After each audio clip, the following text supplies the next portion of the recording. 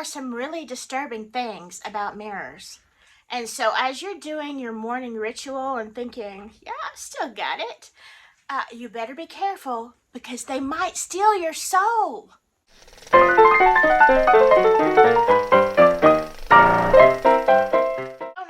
no, don't puke, No. What is wrong with that dog? That's disgusting. What did you eat? Lord. Of course I had to leave the camera running. Well, that was fun. And yeah, if you see white things in my hair, it's like it's snowing outside. I put the camera so you could specifically see it snowing a little bit because it's supposed to snow all day, and that doesn't happen in Alabama very often. This is actually the second snow we've gotten. Everybody's like really excited. Let me catch my breath. Let's try this again. Well, that wasn't supposed to happen either. Welcome to my channel. If you haven't been here before, my name is Lily, and I do just a little bit of everything. I'm on a series right now of Southern lore and Southern traditions. Things that you might not have heard of. Some things you probably know a little bit about, but I'm going to kind of add to that. Back in 2020, in the height of the pandemic, I decided to take a huge risk, and I bought a fairy tale cottage that needed a lot of renovation, and I am keeping it as close to the way it was originally intended as I can. So you will see some renovations, you will see a lot of the headaches that I'm having, and in between times I, post my absolutely crazy life, and it's always been this way. I know some people that know me on Facebook have said, I thought you just made this stuff up, until they're with me and then they find out the weirdest stuff happens to me.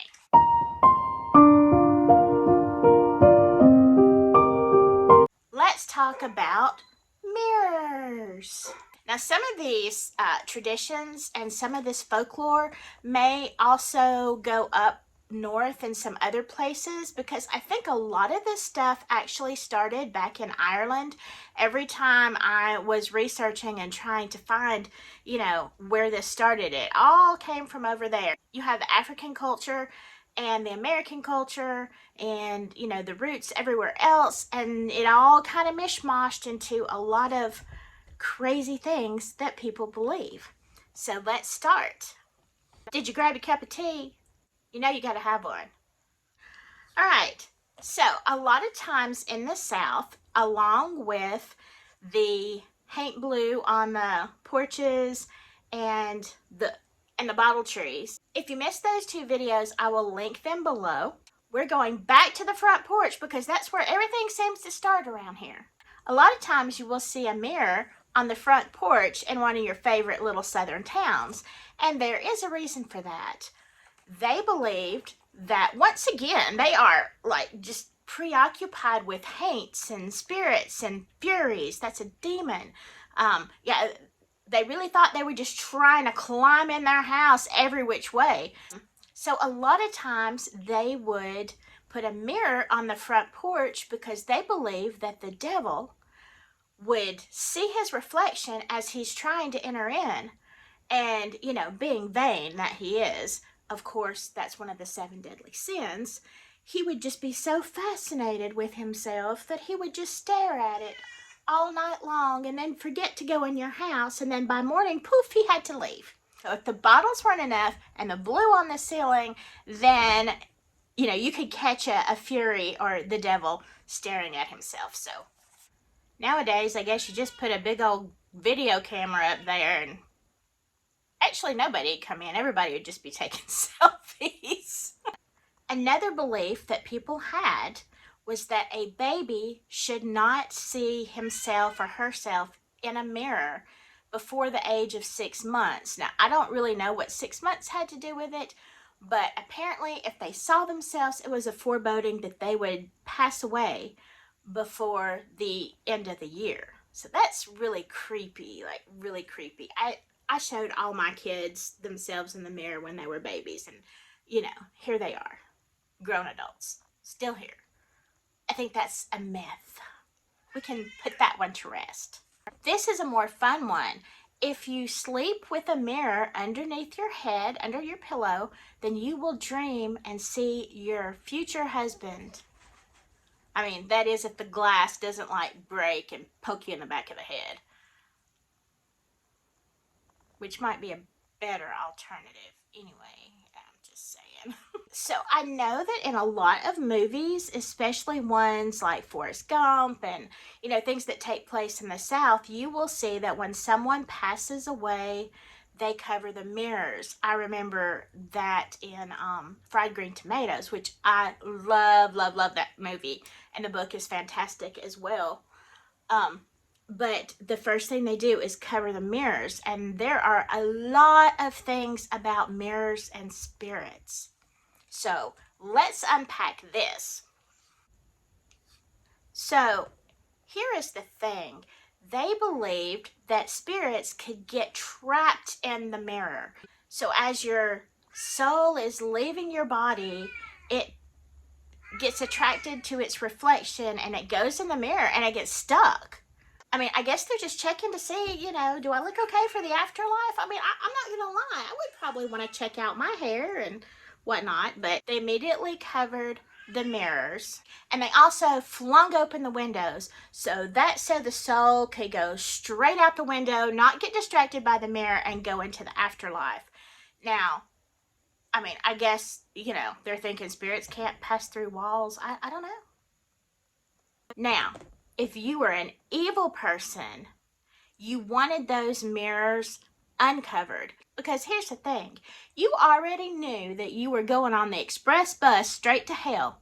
So you were trying to escape your sentence, leave those mirrors uncovered, and, the hellbound souls go straight into the mirror and they are stuck there. But they escape judgment. And here's another thing. Do not look in a mirror at yourself in the dark by candlelight, because you may see the reflection of one of your dead loved ones who has passed on, obviously still stuck in the mirror. I don't know if it's like, your really mean relatives, your hellbound relatives. I'm just thinking, hey there, Uncle Frank. I see the devil didn't get you yet. You hang out.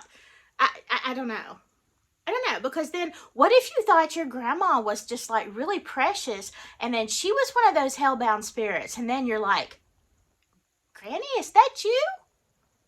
Oh, what'd you do? Granny, I'll protect you. I won't let the devil get this mirror. Anyway, also, a deceased person, if you look in the mirror and they're in there, they can just like lash out at you, attack you, because you have disturbed their peace. Don't check your hair before bed, whatever. Not by candlelight. The power's out, you just stay away from the mirrors.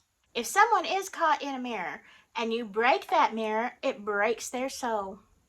The only way to escape that whole thing is to take the pieces of the mirror and bury it deep in the ground. And that way it relieves the curse. That's where the kind of 7 years bad luck thing comes from. If anybody digs up those pieces, the curse comes on them. The 7-year thing is actually from the ancient Romans, who believed that your soul regenerates itself every 7 years. So after 7 years, the soul is regenerated. I don't know if you can dig it up. It's crazy. I don't know. Who knows the rules to this? Is there a book? Is there a book I could read? To tell me like what to do in these cases? It's very difficult to discern what to do here. People also believe that when you look in a mirror, haunted or not, that there are actually two people that are looking in that mirror. You and your true self. So the mirror catches your true essence and draws it in. It's actually a magical thing for those who practice, alternative religions. And they do believe that energy is caught in mirrors, and there's a lot of, I guess, practitioner stuff. that goes along with that. I didn't dive too deep into that. I just kind of found that. But if you want to release a soul from a mirror, another thing that you can do is you can grind it up, like just into dust, pretty much, and it releases the soul. They say that you should never buy an antique mirror or an old mirror that someone gives you, maybe, because you don't know what kind of souls are stuck in that mirror. But if it's a really pretty mirror and you want that mirror because it looks perfect in your parlor, well, then you take the mirror to a south flowing river. Now, it can't be the water hose. It's got to be a stream or river. And you wash that mirror in the south flowing river, and that washes the curse away. Okay, so the last thing about mirrors is that if you have a soul that is caught in a mirror and you want to release them, then you can break the mirror and call the soul into yourself. Now, I'm out on that. I've got enough problems, enough in my head. I don't need somebody else all up in here. No, you stay in the mirror. So did some of these surprise you? Did you learn anything? Does anybody else have these beliefs about mirrors? Up north, do you cover your mirrors? I would love to know if you or your family have any other regional beliefs or family beliefs about mirrors. Comment below if you are enjoying this series. Is there something else that you have heard of that you'd like to know? Any southern things that you're wondering about? Leave me a message and I will try to address that if I know. If not, I'll do some research and find out for you. Once again, I hope you have a very blessed week, and hit that subscribe button, please, or share this video. It really helps. Just that like button helps the algorithm. I'm trying to grow this channel and I would love for you to be a part of it. You already are. Love your comments, and I will see you next time. Bye.